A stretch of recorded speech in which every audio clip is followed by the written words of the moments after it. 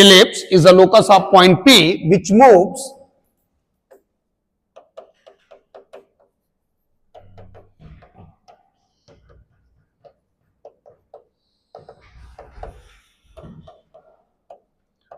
moves in a plane such that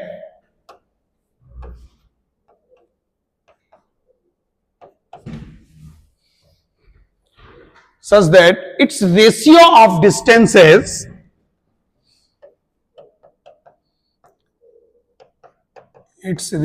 of distances from any fixed point, bracket में लिखो focus, इसी fix point को हम लोग फोकस बोलते हैं, to the perpendicular length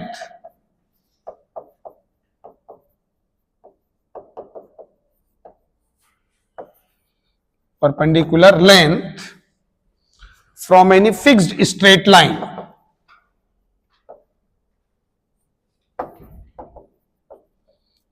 Fixed straight line, bracket में लिखो डायरेक्ट्रिक्स. जो फिक्स्ड स्ट्रेट लाइन है उसको हम लोग डायरेक्ट्रिक्स बोलते हैं. विल रिमेन्स कांस्टेंट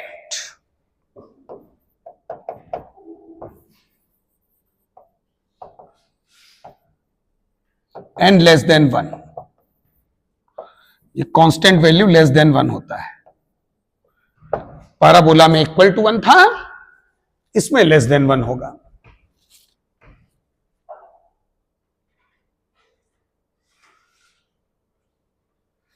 इसमें लेस देन 1 होगा. जैसे ये कोई कोनिक है, सपोज यहां कहीं पर हमारा पॉइंट P है, ये फिक्स पॉइंट है जिसको हम लोग फोकस बोलते हैं, और इसी पॉइंट P से हम लोग ये परपेंडिकुलर लेंथ निकालते हैं PM. ये डायरेक्ट्रिक्स है.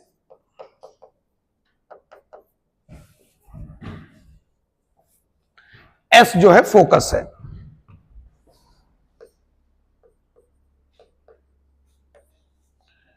ये हमारा जनरल कोनिक है जो यहां पर इलिप्स होगा.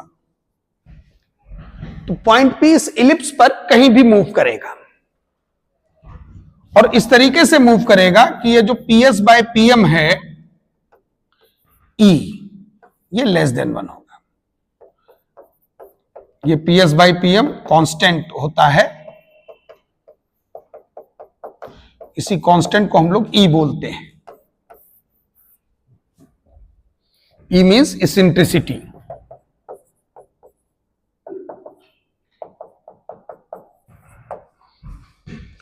इसी कांस्टेंट वैल्यू को हम लोग इसेंट्रिसिटी बोलते हैं. तो इलिप्स के केस में जो E होगा ये लेस देन 1 होगा. तो नीचे नोट में लिख लो, in case of ellipse E less than 1. Ellipse के केस में जो E है हमारा वो लेस देन 1 होगा. तो इलिप्स एक ऐसे पॉइंट P का लोकस है जिसका फोकस से डिस्टेंस और पॉइंट P का डायरेक्ट्रिक्स लाइन पे परपेंडिकुलर लेंथ, ये जो PS बाय PM का जो रेशियो है ये कांस्टेंट होगा और लेस देन 1 होगा. पैराबोला में ये इक्वल टू 1 था, PS by PM equal to 1 था. इलिप्स में PS by PM less than 1 होगा. ठीक. अच्छा, ये जो लाइन तुम्हारा है ये एक्सिस लाइन होता है, ये वर्टेक्स होगा, और ये जो L पॉइंट है ये भी मैंने बताया था कि इंपॉर्टेंट पॉइंट होता है. तो P जब V पे आएगा, जैसे तुम लोग अगर इस पॉइंट को मूव कराओ, देखो ध्यान से इधर, जैसे ये ऐसे देखो मूव करेगा ये, तो ये जब PS होगा तो ये PM हो जाएगा कि नहीं है? जैसे ये वैल्यू 2 है तो ये 4 हो जाएगा, ये 1 है तो ये 2 हो जाएगा। तो देखो रेशियो हमेशा कांस्टेंट 1/2 बना है कि नहीं बना है, ठीक। तो इसी तरह मूव करते करते जब P V पे आएगा तो M किस पे आ जाएगा, L पे। P जब V पे आएगा तो M किस पे आ जाएगा, L पे। तो जो PS/PM का रेशियो होगा वही VS/VL का रेशियो होगा कि नहीं। तो जो VS/VL होगा E/1। जैसे पैराबोला में तुम लोगों ने देखा था कि वर्टेक्स मिड पॉइंट हो जाता था, लेकिन यहां मिड पॉइंट नहीं होगा, ठीक है। यहां E/1 का रेशियो होगा। जैसे अगर अलग से फिगर बनाए तो ये तुम्हारा वर्टेक्स है, ये फोकस है और ये L है। L क्या है, intersecting point of axis and directrix.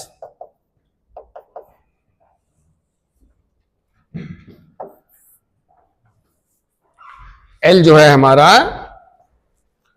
ये इंटरसेक्टिंग पॉइंट है एक्सिस एंड डायरेक्ट्रिक्स का।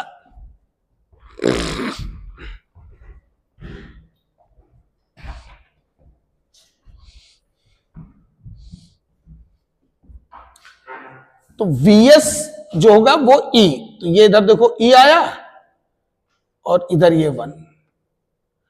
तो जो वर्टेक्स होगा वो LS लाइन को किस रेशियो में डिवाइड करेगा, 1:E के रेशियो में।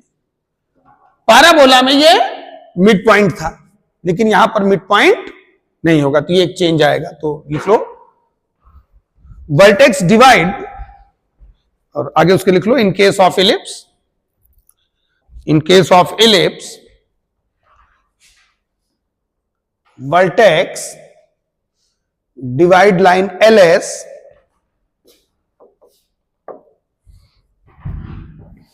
internally. In case of ellipse vertex divide line LS into the ratio 1:E। ये एक चेंज आया पैराबोला के रिस्पेक्ट में।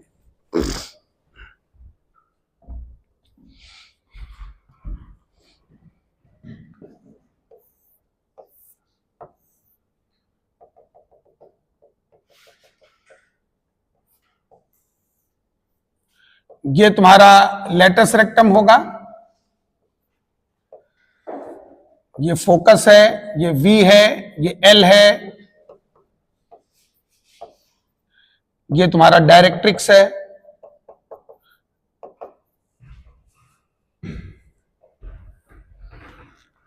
डबल ऑर्डिनेट केवल एक्सिस के परपेंडिकुलर होता है, ये एक्सिस लाइन है,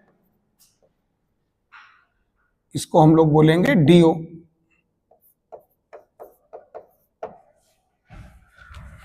ये तुम्हारा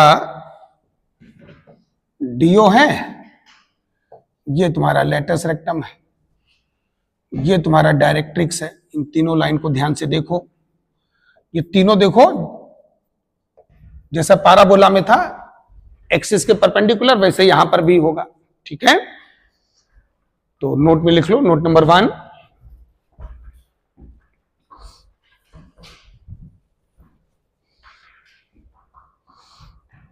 directrix, latus rectum and double ordinate of ellipse. Directrix, latus rectum and double ordinate of ellipse, directrix,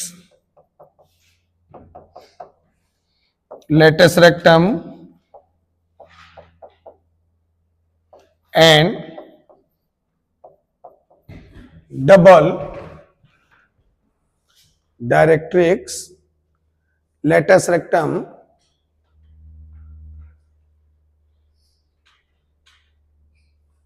directrix, latus rectum and double ordinate of ellipse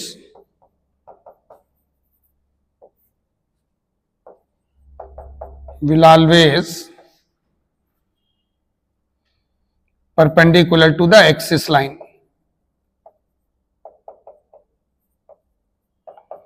Perpendicular to the axis line.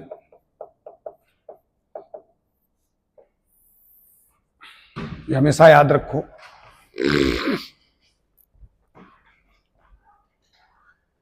अच्छा, ये तीनों आपस में parallel भी होंगे, तो second point,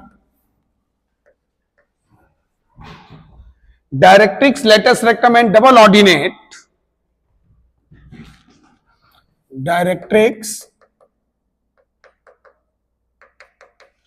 latus rectum and double ordinate will be parallel to each other. इससे क्या है कि अगर किसी एक लाइन का इक्वेशन दिया है तो बाकी का तुम खुद भी निकाल सकते हो। ये तीनों लाइनें एक दूसरे के पैरेलल भी होंगी।